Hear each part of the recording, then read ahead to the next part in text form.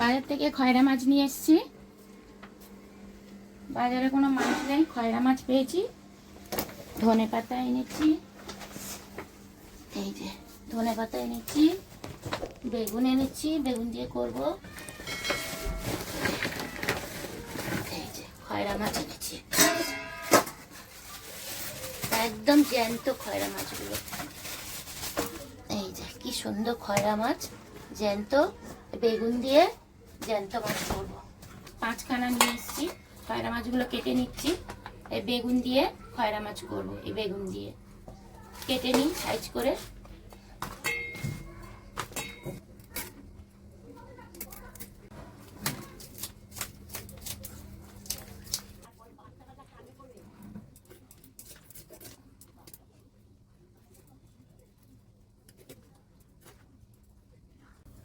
এখানে মশলা বেটে নিচ্ছি। এখানে নিয়েছি আদা, টুকরো নিয়েছি, একটু আদা নিয়েছি, 4টে শুকনো লঙ্কা নিয়েছি, জিরে নিচ্ছি অল্প একটু, জিরে শুকনো লঙ্কা আদা আমি বেটে নিচ্ছি।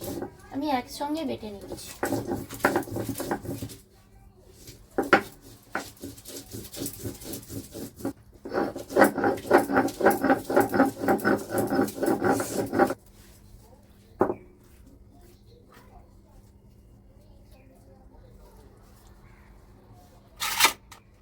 বাটা হয়ে গেছে। আমি এবার একটু রাঁধুনি বেটে নিচ্ছি। পুরোটা রাঁধুনি বেটে নিচ্ছি।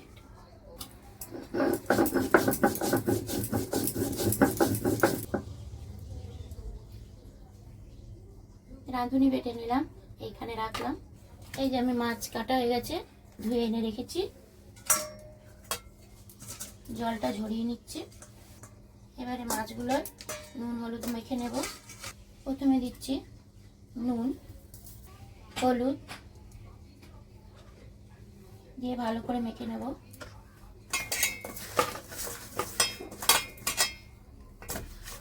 এখানে বেগুন কেটে নিয়েছি লম্বা লম্বা করে, কাঁচা লঙ্কা নিয়েছি।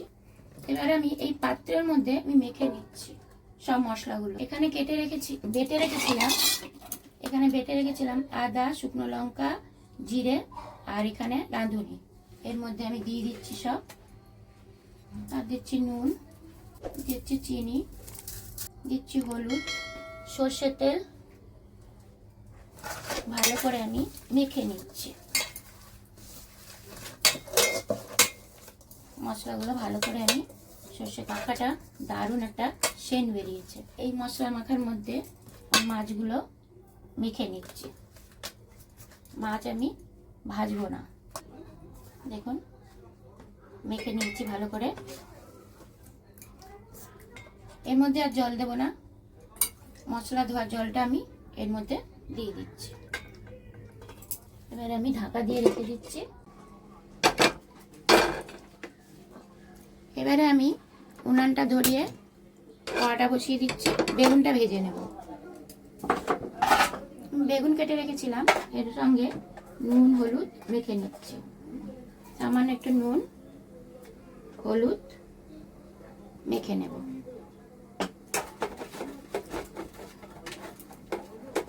এবারে আমি কড়াই সর্ষের তেল দিয়ে দিচ্ছি বেগুন ভাজার জন্য। এইদিকে উনানটা ধরিয়ে আমি মাছটা মেখে রেখেছিলাম, এটা আমি বসিয়ে দিচ্ছি। তেল গরম হয়ে গেছে, আমি এগুলো ভেজে নিচ্ছি।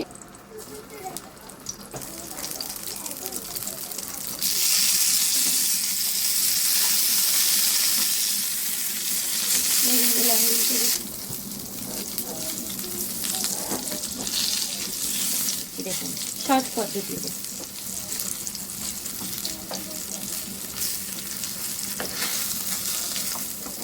বেগুন আমার ভাজা হয়ে গেছে, উনানটা নিভিয়ে দিলাম। বেগুন ভাজাগুলো তুলে নিচ্ছি। বেগুনগুলো ভীষণ কচি বেগুন।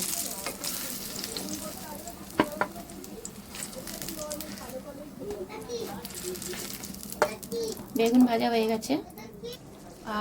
কি দারুণ গন্ধ। এখানে আমার মাছ হয়ে গেছে, আমি এটাকে নিভিয়ে দিচ্ছি। অফ করে দিলাম। দেখুন দিচ্ছি কালো জিরে। কালো জিরেটা আমি এমনি করে ঘষে দিচ্ছি, তাহলে সেন্টটা ভালো বেরোবে। কালো জিরে কাঁচা লঙ্কা, ধনে পাতা, ফোড়ন কিন্তু আমি এখনো ধরাইনি। ধনে পাতা, আবারও আমি অল্প হলুদ দিচ্ছি, কাশ্মীরি লঙ্কা দিচ্ছি, সামান্য একটু নুন দিচ্ছি, ভালো করে আমি মিশিয়ে দিচ্ছি। আবারও আমি সর্ষের তেল দিচ্ছি।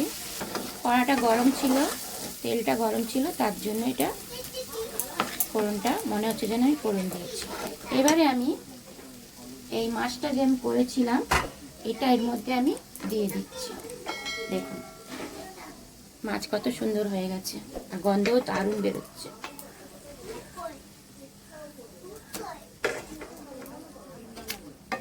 ওর মধ্যে তুলে দিই। এই মশলাগুলো এর মধ্যে আমি দিয়ে দিচ্ছি, অ্যাড করে দিলাম। ধোয়া একটু জল সামান্য দিলাম। উনানটা এবার আমি ধরিয়ে দিচ্ছি।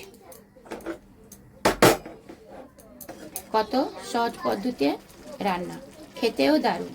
এই রান্নাটা আমি শিখেছি আমার মা মাসির কাছে। আমার মা ভীষণ এই রান্নাটা করতেন, দারুণ লাগে খেতে। দেখুন কত সুন্দর কালারও আসছে, কত সুন্দর হবে দেখবেন এখন। এবার আমি ঢাকনা দিয়ে দিচ্ছি একটু ফোটার জন্য।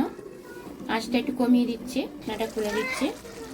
বেগুন ভেজে রেখেছিলাম, লাস্টে বেগুনটা আমি দিয়ে দিচ্ছি।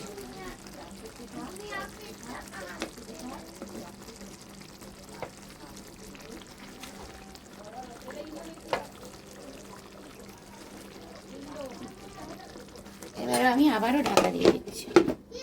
নতুন নতুন বন্ধুরা, পুরনো বন্ধুরা আমার এই রেসিপিটা দেখবেন। এই রেসিপিটা রান্না একবার অন্তত করে দেখবেন, ভালো লাগলে লাইক কমেন্ট দিয়ে দেবেন। এই দেখুন কত সুন্দর কালার এসছে, আমার হয়ে গেছে। পুরো ইলিশ মাছের মতো লাগছে, কত সুন্দর কালার এসছে। আর আমি আঁচটা বন্ধ করে দিচ্ছি, সব আস্ত আছে, কত সুন্দর। এইভাবে বাড়িতে গেস্ট আসলে সার্ভ করবেন, পরিবেশন করবেন।